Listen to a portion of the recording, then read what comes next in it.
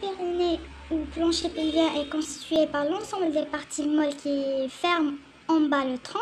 Il est limité par un cadre osseux de forme losangique qui est constitué par en avant le bord inférieur de la symphyse pubienne et en arrière par le coccyx et les grands ligaments sacrosciatiques qui ne figurent pas sur ce schéma. Le périnée est divisé en deux triangles par une ligne transversale joignant les deux tubérosités ischiatiques.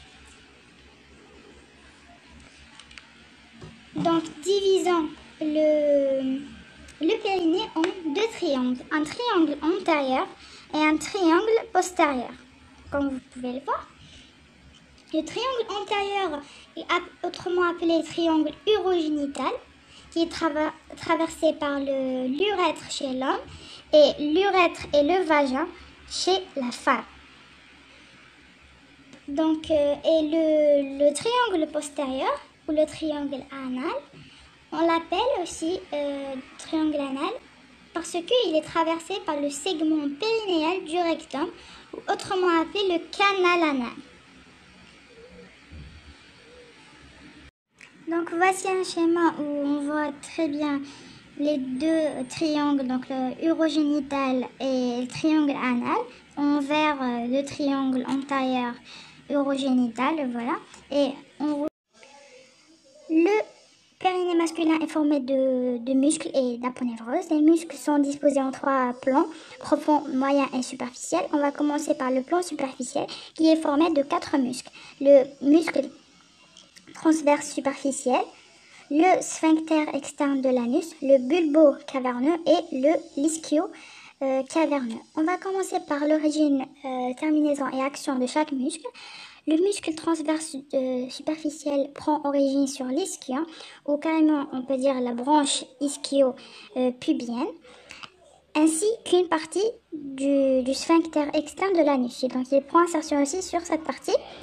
Pour la terminaison, il se termine sur le noyau fibreux central du périnée, ou autrement appelé centre tendineux du périnée, et bien sûr sur le transverse superficiel du côté opposé. Ça, c'est pour l'origine et la terminaison. Pour ce qui est de l'action, son rôle, c'est la défécation. Comment?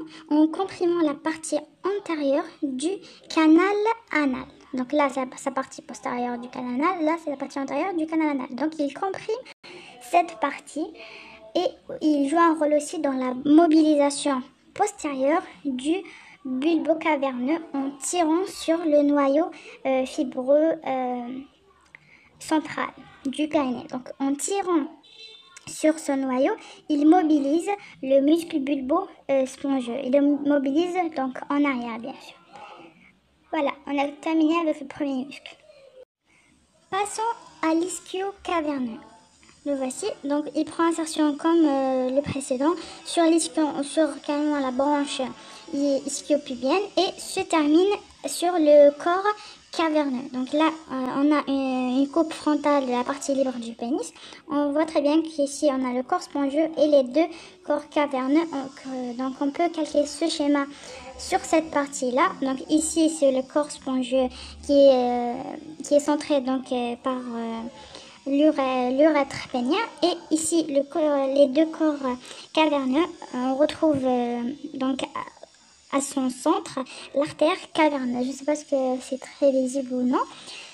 Donc voilà, donc origine ischio, terminaison corps caverneux. L'action, il favorise l'érection. Comment? En comprimant les corps érectiles sur lesquels il se fixe. Donc, il augmente la rigidité de ces organes en propulsant vers l'avant, le sang qu'ils contiennent, donc dans les artères. Voilà. Pour le deuxième, c'est le bulbo caverneux. Il prend origine sur le noyau fibreux central du périnée. Donc, bien sûr, ici, on a un raphet médian qui unit les deux muscles bulbo-caverneux. Et il se termine sur le corps spongieux et l'aponévrose périnéale moyenne. Pour l'action de ce muscle, c'est le même que l'ischio-caverneux, donc à savoir la favorisation de l'érection en comprimant justement les corps érectiles. Passons maintenant au dernier, donc qui est le sphincter externe de l'anus. Il prend origine sur la pointe du coccyx, raffé à anneau coccygien, qu'on appelle comme ça, et donc la face profonde de la peau, c'est clair. Pour ce qui est de la terminaison, il se termine sur le noyau fibreux central du périnée, face profonde de la peau. Et l'action est logique puisque c'est le sphincter externe de l'anus, donc il ferme le canal anal. Donc on a terminé avec les muscles du plan superficiel. On va juste reprendre les actions comme conclusion. Donc muscle transverse du Alors le muscle transverse superficiel comme rôle favorise la défécation en comprimant la partie antérieure du canal anal et contribue à la mobilisation postérieure du bulbo-caverneux.